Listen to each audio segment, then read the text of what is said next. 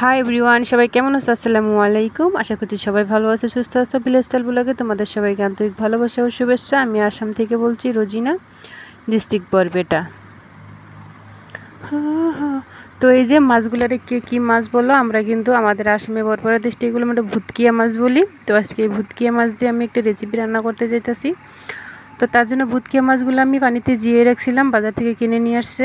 তো পানিতে জিয়ে রাখছিলাম, পানি থেকে প্রথমে উঠিয়ে নিলাম। তো এগুলোকে মারতে হবে। মারার জন্য আমি কি করলাম, এখানে কিন্তু আমি লবণ একটু দিয়ে দিলাম। লবণ দেওয়ার সঙ্গে সঙ্গে ওরা কিন্তু মরে গেলো। আর দেখো গো, যে পিছলা ভাবটা কাশতে আছে এগুলো না উঠে গেলো। তারপরে কলের পরে নিয়ে পাকার মধ্যে একটু ঢেলে দিলাম। তারপরে পানি দিয়ে কিন্তু আমি পিছলা খসখসা ভাবটা ছাড়িয়ে নিব। তারপরে তোমাদের বাড়িতে যদি চুলা থাকে চুলার ছাই দিয়ে, না হলে যদি ধান থাকে ধানের কুড়া দিয়ে কিন্তু সুন্দর করে ঘষা দিলে 1 মিনিটেই কিন্তু একদম ধলা ফুকফুকে চকচকে হয়ে যাবে। তা যদি না থাকে গাছের যে কোনো গাছের পাতা ছিঁড়ে আয় না, ওগুলোর সঙ্গে মিশ করিয়া যদি ঘষা দাও তাও কিন্তু চকচকে হয়ে যাবে। তো যাই হোক, আমাদের বাড়িতে চুলা আছে, চুলাই থেকে একটু ছাই নিয়ে আসলাম। আইসা সুন্দর করে ঘষা দিয়ে চকচকে করে ধুয়ে তারপরে আমি কিন্তু এখানে এক হাতে ক্যামেরা ধরে রয়েছে আর এক হাত দিয়ে কাজ করতেছি। আমি হয়তো একটা ভিডিও কিন্তু এমন করেই করি, স্ট্যাম্প নাই, তার জন্য এক হাতে ক্যামেরা মোবাইল ধরে রাখি আর এক হাত দিয়ে কিন্তু আমি একা একাই ভিডিও করি, একা একাই এডিট করি, একা একাই রান্না করি, একা একাই কাম করি, একা একা কিন্তু আবার খাই না। তো এই যে এক হাত দিয়ে মোবাইল ধরে ধরে আরেক হাত দিয়ে মাছগুলো কুটে নিতেছি।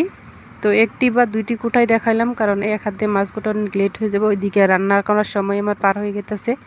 পেটে তো ক্ষুধা লেগে গেছে। বাবারে কিটা যে কি রান্তাছে, কাশাইতেছে। এক এক করে সব কটা আমি যে কুইঠা পরিষ্কার করে নিয়েছি।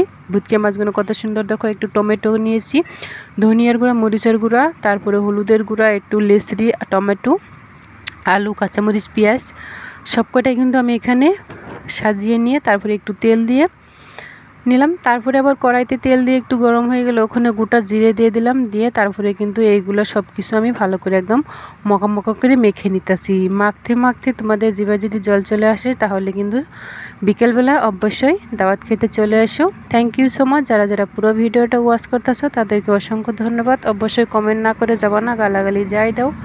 আর কে কে ভুতকিয়া মাছ খেতে ভালোবাসো অবশ্যই কমেন্ট করবা। আর কে কোথা থেকে ভিডিওটা দেখতেছো, আশা করি তোমরা পাশে থাকবা। Thank you so much. তো লাভ ইউ। নিজের সুস্থ রাখো, নিজেকে ভালো রাখো। আমি এদিকে মাখামাখি শেষ হয়ে গেলো, কত সুন্দর মশলা মশলা হয়ে গেছে। এইগুলো আমি ওই যে তেলটা গরম হইতে দিলাম না, ওইখানে এখন আমি ঢেলে দিব। আহারে গো, কত যে স্বাদ নাকবো, স্বাদ নাকলেও হয় নাই, রান্না তুরি স্বাদ। मोहब्बत बरसाते ना तो सावन। তো তেলের মধ্যে ঢেলে আমি নেড়ে সেড়ে না তারপরে মাছটাকে আমি সরিয়ে এবার রেখে দিব। ওই যে একটু একটু ঝুল দেখে উঠছে, ওইটা আমি একদম শুকিয়ে নিব। শুকিয়ে যখন মশলা মশলা হয়ে যাবে একটু ভাজা ভাজা করে নিব, তার মানে কইরা তারপরে কিন্তু আমি পানি দেব। তো আমি ভালো করে অত বেশি নাড়বো না, আর 2-4টা নাড়া দিয়ে কিন্তু আমি এটা রেখে দিলাম। দেওয়ার পরে এই যে দেখো মশলাটা লেগে লেগে ধরেছে, লালচিটা হয়ে ভাজা হয়ে গেছে, সুন্দর তেল তেল চিকচিক করতেছে।